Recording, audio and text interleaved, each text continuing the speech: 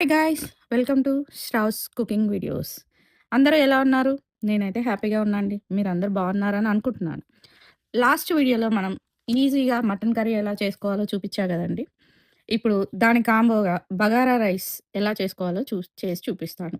ముందుగా ఓకేనా ఆయిల్ అండి? వేసుకొని అది బాగా వేడొచ్చాక దానిలో యాలకులు, లవంగాలు, దాల్చిన చెక్క, మరాఠీ మొగ్గ, జాపత్రి అవి వేసుకొని అవి కొంచెం ఫ్రై అయ్యేంత వరకు ఉంచాలి.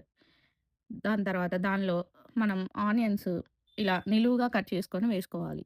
ఆనియన్స్ బాగా బ్రౌన్ కలర్ వచ్చే వరకు ఫ్రై చేసుకోవాలి.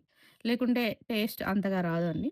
అందుకని ఆనియన్స్ బాగా బ్రౌన్ కలర్ వచ్చే వరకు ఫ్రై చేసుకోవాలి. నేనైతే క్యారెట్ వేసుకుంటానండి. క్యారెట్‌ని తురిమి వేస్తాను. ఎందుకంటే అవి స్లైసెస్‌గా వేస్తే పిల్లలు తీసి పక్కకు పెడుతూ ఉంటారు. అందుకని నేను దాన్ని తురుముకొని వేసుకుంటాను. దీన్ని కూడా బాగా ఫ్రై చేసుకోవాలి. మనం ఏదైనా గానీ మీడియం ఫ్లేమ్‌లో పెట్టి ఫ్రై చేసుకుంటే దానిలో ఉన్న ఫ్లేవర్స్ అన్నీ ఆయిల్‌కి వచ్చి మంచి టేస్ట్ వస్తుంది. అందుకని నేనైతే బాగా ఫ్రై చేసుకుంటాను. మీరు కూడా చేసుకోండి. దీనిలో కరివేపాకు, పుదీనా, కొత్తిమీర ఇవి తగినంత తీసుకొని నేనైతే ఒక కప్ తీసుకున్నాను.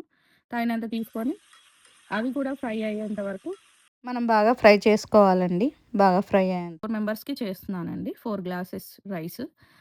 మీరు కూడా మీ మీ ఫ్యామిలీలో మీకు తగ్గట్టు రైస్ క్వాంటిటీ తీసుకొని దానికి తగ్గట్టు చూసుకోండి. అల్లం పేస్ట్ వేశాను. అల్లం వెల్లుల్లి పేస్ట్ కూడా కొంచెం ఫ్రై అవ్వాలి. పచ్చి వాసన పోయే వరకు ఫ్రై అయ్యేంత వరకు ఉంచాలి. అది ఫ్రై అయ్యాక దానిలో వాటర్ పోసుకోవాలి మనం. నేను 4 గ్లాసెస్ రైస్ తీసుకున్నా కదా! దానికి నేను 1 గ్లాస్‌కి 2 గ్లాసెస్ వాటర్ తీసుకుంటానండి. మీ రైస్‌ని బట్టి మీరు గూడా మెజర్‌మెంట్స్ చూసుకొని వేసుకోండి. నేనైతే 1 గ్లాస్‌కి 2 గ్లాసెస్ వాటర్ తీసుకుంటా. మాక్సిమం ఎ ఎలాంటి రైస్‌కైనా అంతే. కొంచెం కొత్తగా కొత్త బియ్యం అంటారు గదా! దానికి కొంచెం తక్కువ వేసుకోవాలి.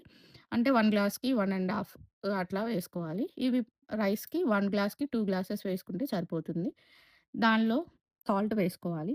ఆ సాల్ట్ మనకి వాటర్ సాల్టీ ఉండాలి. ఒకసారి చూసుకోండి. లైట్‌గా నేను ధనియాలు రోస్ట్ చేసి పౌడర్ చేశా. ఆ పౌడర్ లైట్‌గా వేశానండి. నేను ఎక్కువ వేయను. లైట్‌గా వేస్తాను. అవి వాటర్ బాగా మరిగాక దానిలో మనం కడిగి పెట్టుకున్న రైస్‌ని వేసుకోవాలి. వాటర్ చూసారుగా అలా మరగాలి. తర్వాత వాటర్‌లో మనం రైస్ వేసుకుందాం. ఆ రైస్ మొత్తం మసాలా మొత్తం దానికి పట్టే వరకు దాన్ని అలా కలుపుతూ ఉండాలి. కలిపి మూత పెట్టాలి. తర్వాత అది కుక్ అయ్యేంత వరకు రైస్‌ని చూసారు కదా! మధ్య మధ్యలో కలుపుకుంటూ రైస్ మొత్తం వాటర్ అంతా అబ్జర్వ్ అయ్యేదాకా ఉంచి దాని తర్వాత సిమ్‌లో పెట్టి దమ్ వేసుకోవాలి. చూసారు గండి ఎంత ఈజీగా అయిపోయిందో ఈ ఈ బగారా రైస్. దీన్నైతే మేము ఆయిల్ రైస్ అంటాం.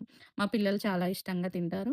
ఎంత ఈజీగా చేసుకోవచ్చు. ఎవరైనా గెస్ట్‌లొచ్చినా ఒక 10 మినిట్స్‌లో అయిపోతుంది. నార్మల్ రైస్ కుక్ చేసినట్టే ఉంటుంది. చూసారుగా అండి ఎంత ఈజీగా అయిపోయిందో. మీరు కూడా ట్రై చేసి ఎలా ఉందో కామెంట్స్ రూపంలో నాకు చెప్పండి. నా వీడియోని లైక్ చేయండి, షేర్ చేయండి.